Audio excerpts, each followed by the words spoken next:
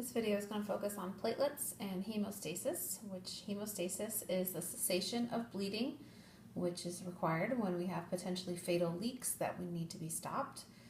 Excessive bleeding is called a hemorrhage. There are 3 steps to homeostasis: the vascular spasm, platelet plug formation, and blood clotting. And platelets are important in all 3 of those steps. So let's take a closer look at platelets. They are small fragments of a large cell called a megakaryocyte cell. We will look at where that cell is in just a minute.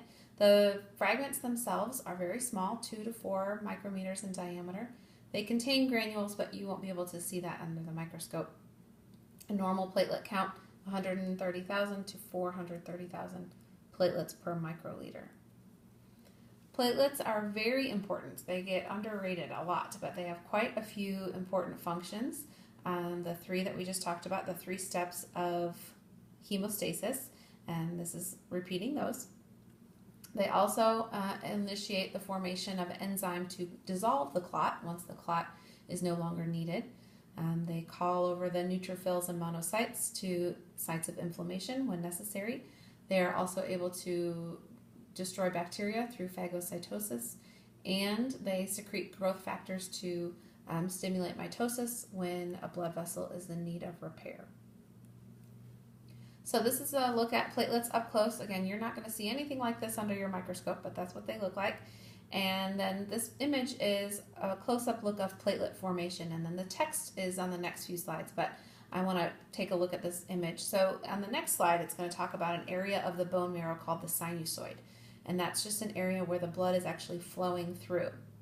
And so the platelets come from a precursor cell called the megakaryocyte. It's a very large cell, and that megakaryocyte has these little projections that stick out into the sinusoid. And when the blood passes by, they break off little pieces, and those little pieces are the platelets. So this is taking a closer look at platelet production, thrombopoiesis. Platelets are sometimes called thrombocytes. I'll just call them platelets because it's way easier. But they are the stem cells that become that megakaryocyte that we just saw. And so that megakaryocyte is in the bone marrow, but it's right next to that sinusoid. And those little projections coming out from the cytoplasm stick into the sinusoid, and then as the blood flows past, little fragments are chopped off, if you want to think about it that way. They circulate freely for 10 days, and then 40% of them are stored in the spleen. So let's look at the steps of hemostasis, which is stopping the bleeding. There's 3 steps. The first one is called the vascular spasm. This constricts or narrows a broken vessel. It's the most immediate protection against blood loss. So the idea here is that if the vessel gets thinner, less blood is coming there, so then less blood would be going through the opening. What causes this vascular spasm to occur is pain receptors, a smooth muscle injury, and then platelets are releasing the vasoconstrictor, which is serotonin. When that all happens, the constriction of the vessel occurs, and then it provides time for the other 2 steps to occur. So this is just talking about the steps of hemostasis. It calls them pathways. I like the word steps. So the first is vascular spasm, and then the second is platelet plug. So the platelet plug formation is the second step, and the broken vessel exposes collagen, and then the pseudopods, or the little sticky out appendages of the platelets, stick to the damaged vessel and to each other, and this creates a platelet plug.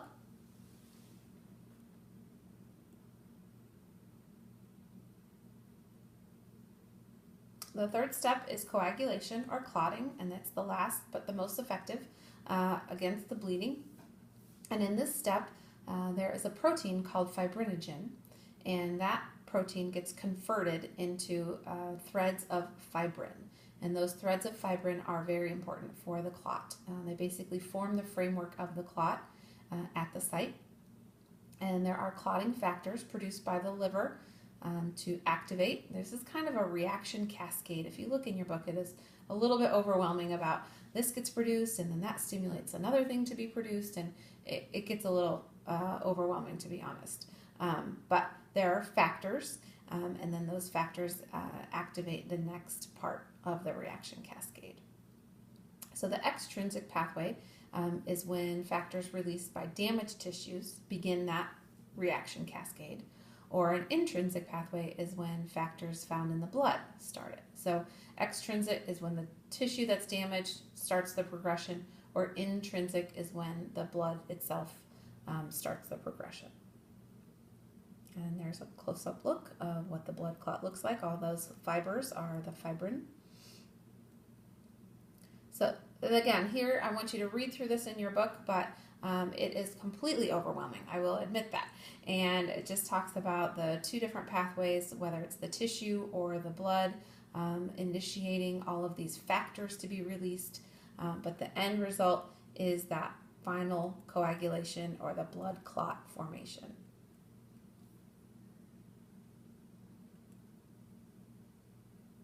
This is an example of positive feedback.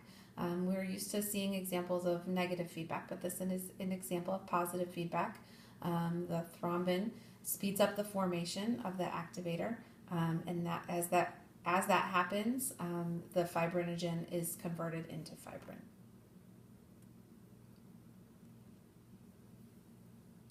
Eventually, the clot that is created does need to be dissolved or dissolution. So eventually, when it's unneeded or unnecessary anymore, it will break apart. And again, there's a series of reactions, plenty of enzymes making proteins with specific functions. And again, this is an example of positive feedback. As more plasmin is being created, the fibrin is being degraded.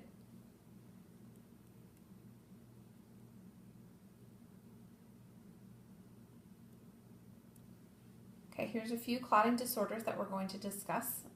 A deficiency of any of these clotting factors could potentially stop that progression of all of those reactions. So an example that you're probably familiar with is hemophilia.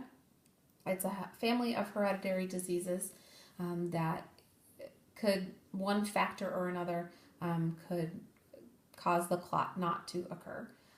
So two of them are on the sex chromosome, or the X chromosome, hemophilia A and B, and hemophilia C is an autosomal disease, so it is not on the X chromosome.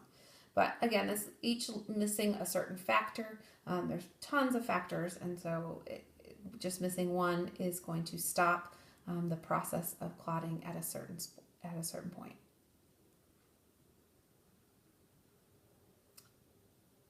Physical exertion is going to cause bleeding and potentially excruciating pain. Hematoma is the mass of clotted blood in the tissue. The treatment here would be for transfusion of plasma to replenish the clotting factors. An abnormal clotting would be called thrombosis. The thrombus is the clot itself. This can be common in leg veins of people that are inactive. When that clot breaks free, it could potentially go to the lungs, and then it is called a pulmonary embolism. An embolus is anything that can travel in the blood